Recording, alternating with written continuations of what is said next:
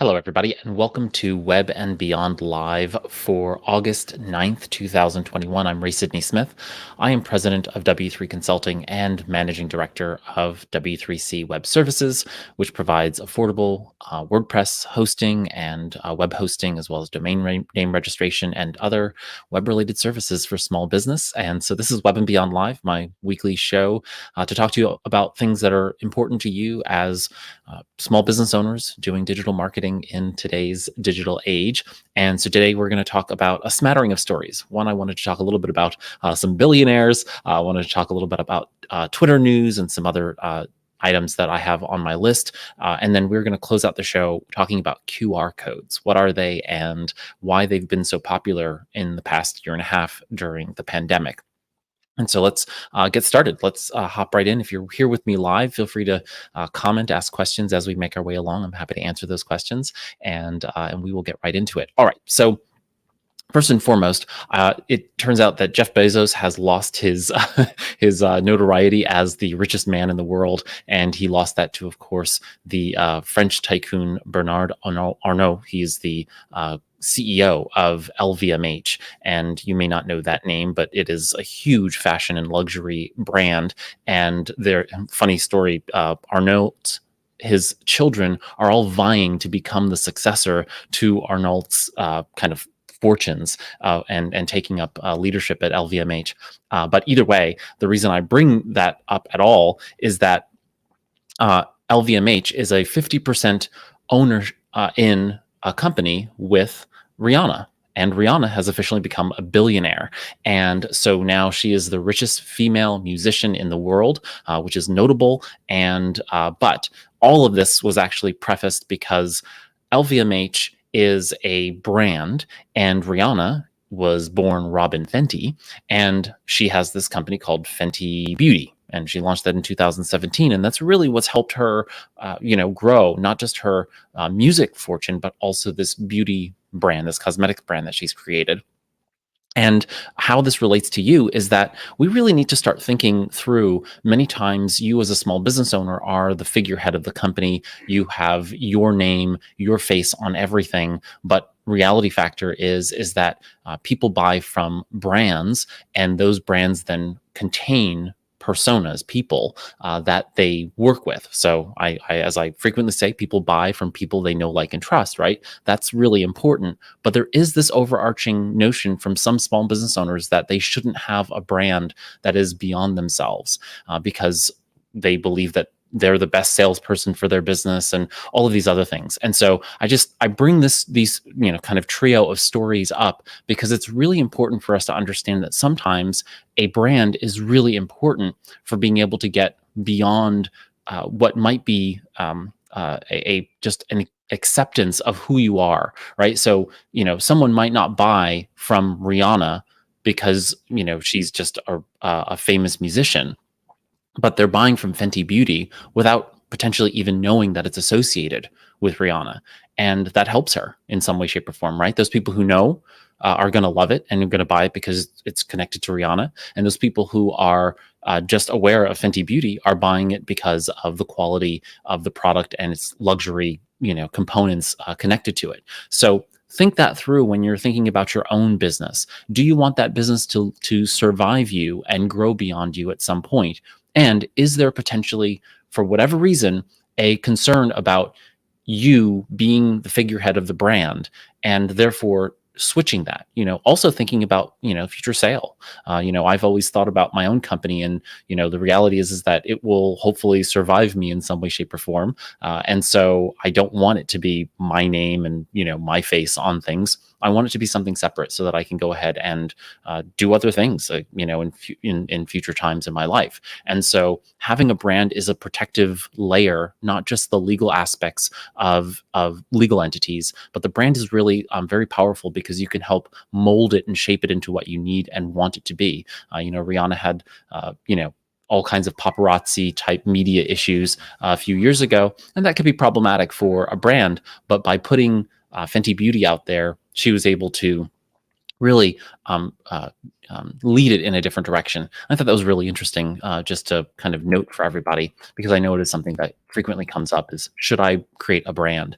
I wanted to talk to this article, which was about Scarlett Johansson's lawsuit against the streaming services, and I think this is against Disney technically. And so she put out this movie Black Widow, and those of you who are in the video production space or in the video space should know this, which is that this is really interesting. That this didn't go out just in the movie theaters; it went out via streaming services, and the knowing how many people actually watched the show has a great impact on the performance of the movie, and therefore the payout to the artists, to the performers. And so as you're kind of making your way forward, try and think through this. If you're in the entertainment industry and in the video industry, this is going to become more and more of an issue if you are doing traditional media and kind of bridging that gap to then digital media. I've only ever been in the digital media space, so I'm very comfortable with how digital creators are paid, how those structured contracts are dealt with. But in traditional media, some of those folks are not the same. You're dealing with people who are guild members and that kind of thing. You need to kind of understand those pieces. And but I think it's a changing world, and I certainly think this lawsuit's going to probably shed more light on the subject and give us some case law to understand how streaming gets ranked, in order of payment for these actors. So it'll be very interesting to watch. But I just wanted to poke, highlight that, because I know there are some of you out there who are working in that entertainment and video space. Okay, next up was this very interesting article I got from Seth Godin's blog, and he talked about this person he calls the modern expediter. And these are folks who are local talent, and they are capable of basically helping connect you to your audience on a more intimate level. I would call these local influencers.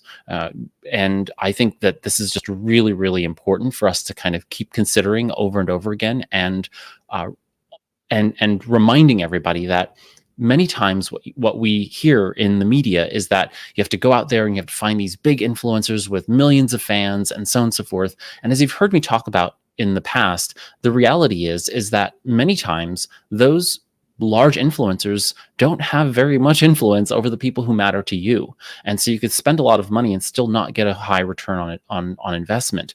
And so the goal here is to find local influencers who maybe they have a smaller audience, but it's a highly engaged audience, and they have high influence over those people, high persuasion. And so therefore you might be spending smaller dollar amounts with many other local influencers, but you're going to have an overall greater impact, because those are going to be higher conversions over the long term.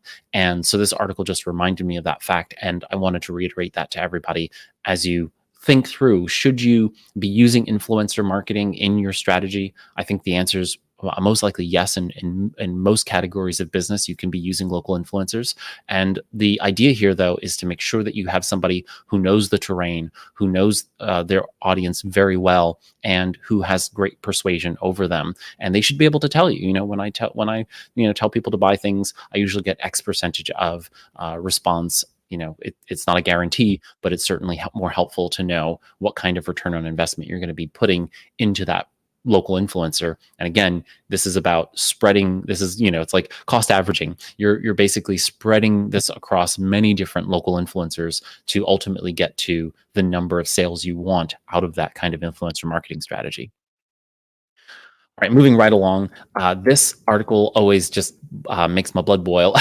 And I don't really have much of a problem with these services, but so this article is about 10 LinkinBio services. And in essence, the idea here is that you have a tool like LinkinBio or Linktree or otherwise, and you use that tool as a link in, say, Instagram, because Instagram only gives you that one URL that's clickable from your profile, not from the posts within your Instagram feed or from your Instagram stories or otherwise, unless you have over 10,000 followers. And since most people don't have over 10,000 followers, you don't get that additional swipe up link option that you otherwise would have if you have that capability. So the idea is that you have these LinkinBio services, you click on it, and then you can have many different links kind of in that space.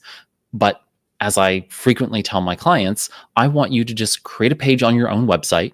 You're not going to put it in your navigation menu. You're just going to create a page on your website like you would any other page. You're just not putting it in your menu, and call it whatever you want. You can call it social, you can call it link in bio, you can call it Instagram, and you can now put whatever you want on there, and you're not paying some link in bio service in order to do it. And I know a lot of them are free, but that means that they are putting their branding on top of yours or underneath yours, and you're not controlling all of that traffic. You're directing traffic to someplace else that is going to be managing those pieces. So if it matters to you to have traffic coming to your website, then just create a link in bio page on your own website and manage it from there. And that means you're updating it on a regular basis and doing that. Plus, you're engaging with your own website more often, which I think is a good thing for most businesses to be doing. That means you're going to identify things that are outdated, you're going to keep them updated, and that's always going to be a good thing. So while these do have value, I've used LinkedIn Bio services myself for some of my profiles, but for my main website, where I want to drive people to my website for traffic purposes, I might as well send them to a page on my own website where I can then link them to the other pieces of my website that I want to send them to. So it gives you a much greater sense of control over that site. And so I say, create a page on your website instead of using the link in bio services. Okay. Next up is about Stadia. And this is just a quick note about the fact that Google is preparing to white label their streaming platform for games. It's called Stadia, and it's really great. I mean, I think they've done a really great job with getting the system more stable over time, bringing more game developers onto the platform. But the reason I bring it up here for you is that if you have a really great product or service that is widely applicable to many different businesses, mostly businesses in this case. If you're going to white label something, it's usually going to be a business audience. And what you can do then is you can do this kind of white labeling. You can start thinking through, well, if I'm doing this really well for my audience, are there other businesses like me in the B2B space that could also benefit from me also giving this tool to them using a license structure, and they can put their branding on it, and then you can now manage those functions for it. About, I don't know, maybe 6 or 7 years ago, I had a client come to me, and they had built out this software, this internal software for their company. They'd done a really great job, and it was managing their entire company, was helping them grow. And what they realized is they invested quite a bit of money in this software, and that they could actually then resell that to other companies like themselves and make just as much money in terms of recouping the cost of investment in that software itself, and then over the long term, actually making a new investment in the software to make it better, keep up its maintenance costs, and it would ultimately be cost zero or cost negative, meaning it being profitable for them to white label the software and have other companies use it. So start thinking about that. If you've invested a good amount of money in some kind of tool in your business, building it, rolling your own in essence, it may be useful making it available to other businesses that might also benefit from you. And so there are a lot of businesses out there that are doing that, and that could be really, really good. Robin's noting here. Hi, Robin. How's it going? You said a brand that extends beyond you. The owner is also very important. Should you decide to sell your business? Absolutely. That's kind of where my thinking was going. And you note further to have your company grow beyond you personally, like in your Rihanna example. Absolutely. I fully believe that, Robin. And it's good to kind of think through what's the life cycle of this business, right? Is it going to be something that you run until you retire and then you're going to fold it up, or are you going to think about selling this at some point? And or say you have an untimely demise, right? Something happens and you leave the earth before you planned to, right? You want to make sure that it's set up in such a way that your employees are not left in a lurch, and that your family's not also left without value in the company. It happens so often. I see a business owner pass, and they were the business, right? Everybody was in name was that individual, and because of that, there really wasn't an infrastructure there to have it survive in that sense. So good note there, and just something good to remember. Okay, moving right along. And this is kind of near and dear to my heart because I am a hobby programmer. I love coding and I love learning to code. But this Inc. article is all about the notion that you should forget the learn to code kind of mantra that we've heard over and over again over the last probably decade, maybe 2 decades, or at least what I've heard. And it says to learn to no code instead. And just so you have some understanding and back story here, there is a burgeoning movement of what's called the no code or low code movement. We talked a little bit about this in last week's episode regarding Bubble and its ability to create tools using WYSIWYG. What you see is what you get editing environments. And so you just drag and drop things just like you would a Word document or Google Sites or other tools like that. Now in WordPress has the block editor, so you can just go around and place things in, in where it belongs. You can create columns and drag and drop things. That's kind of where we're going with programming. The underlying code is not really changing that much. It's that you are able to now manifest what you want on top of that. We're seeing more and more tools creating the ability for you to create customized solutions on top of existing structures. And now with Zapier and IFT and many other tools, we're seeing a greater and greater capability for us to be able to build what we need to build as business owners without the need for us to learn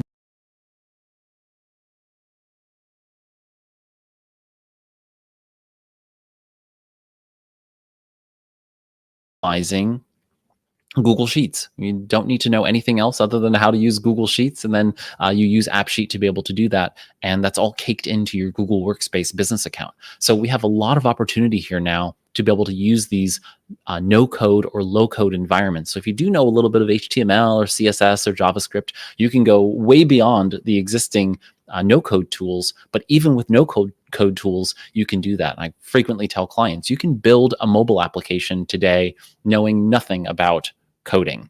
And so when I'm told, oh well, we can't launch a mobile application, we don't have that type of technical acumen, I laugh because you don't need it in order to be able to really compete with big box retailers now, because you can go to places and like Bubble and otherwise that will help you build a mobile application that is not going to be equal to, but potentially equal to one that is built by, Target or Walmart or otherwise, right? If you put the right effort in, you can really build out some strong and effective mobile applications, or just applications altogether, that are going to be able to be not just good marketing. Because remember, when you put something into the app stores, Google Play, iOS, the Apple App Store, you are creating greater SEO, greater surface for people to stumble across your business, because it's its own search engine, it's its own place. And billions of people access those app stores every day looking for solutions to problems.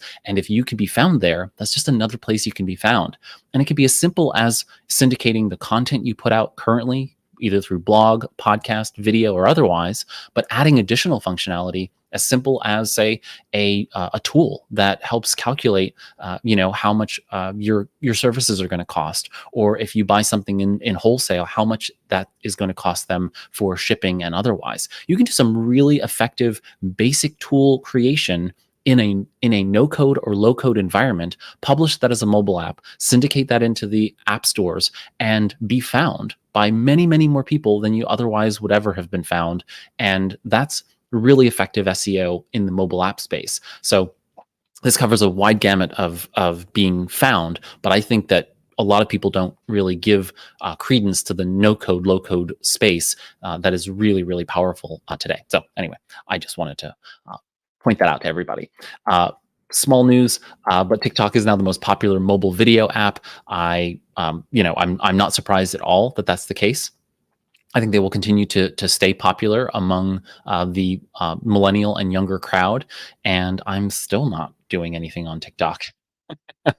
So, but again, like I said to everybody, every time, if you think that TikTok is going to be right for your business, feel free to jump in and try it out and test the waters. I'm still, much more, bullish on the idea of Instagram and utilizing stories and reels. And you can, of course, syndicate your reels to TikTok or vice versa.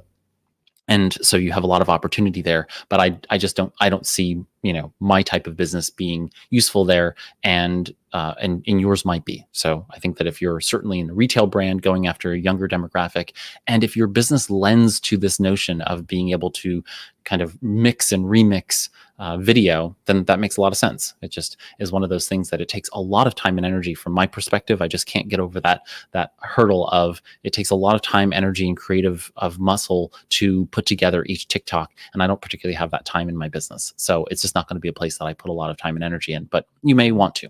I'm not saying you shouldn't. Okay, so next up, let's see why this is not letting me move to my next tab. We're going to go there. Okay. Just a quick note, Twitter has added your ability to sign up for Twitter through both Google and Apple now. So you can actually log in utilizing your Google ID and using OAuth to log in, as well as Apple to do so as well. This should be really great for security. I think that so many people get their Twitter accounts hacked into, and also lose the verification components by virtue of signing up and just using an email and a weak password. So now you'll be able to go ahead and do this using Google and Apple. And I'm very, very happy that Twitter has added this. Is Amazon is launching a program for people to be able to, so what happens is, people send for sale, fulfillment by Amazon inventory to Amazon warehouses. Some of those things don't sell, some of them are returned, and ultimately they end up being destroyed. And we're talking millions upon millions of products ending up in the landfill. And so Amazon is launching this new resale program. They had one before, it wasn't really effective. And so now they are launching a new program. This is starting in the UK, but I'm presuming it'll come to the United States next, and will be, I think, a very good program for those of you who are interested in arbitrage. If you are interested in that at all, I would look to see what kinds of products are in the new resale program. I would just, go to amazon.co.uk and see what kinds of programs are, what kind of products are coming out and available in the system. It's called the Grade and Resell Initiative. And so it'll give third-party resellers the ability to, opt into grabbing those products and then selling them as used, and they will be listed in their the rating system. You probably have seen this rating system if you've ever bought a used book in the Amazon Kindle store or the Amazon store for books, and you'll see it say like new, very good, good, or acceptable. And so those third-party resellers can do that. But I think that if we can reduce waste, that's just all the better. And there are some businesses of you out there that are doing a lot of reselling of products. This can be just another option for you to be able to do so, especially if you can arbitrage those products that are in the inventory for the Grade and Resell Initiative. So just wanted to let people know that is out there and it's happening. And like I said, right now it's UK, but it looks like it's coming to the US and then to a couple of other EU countries thereafter this year.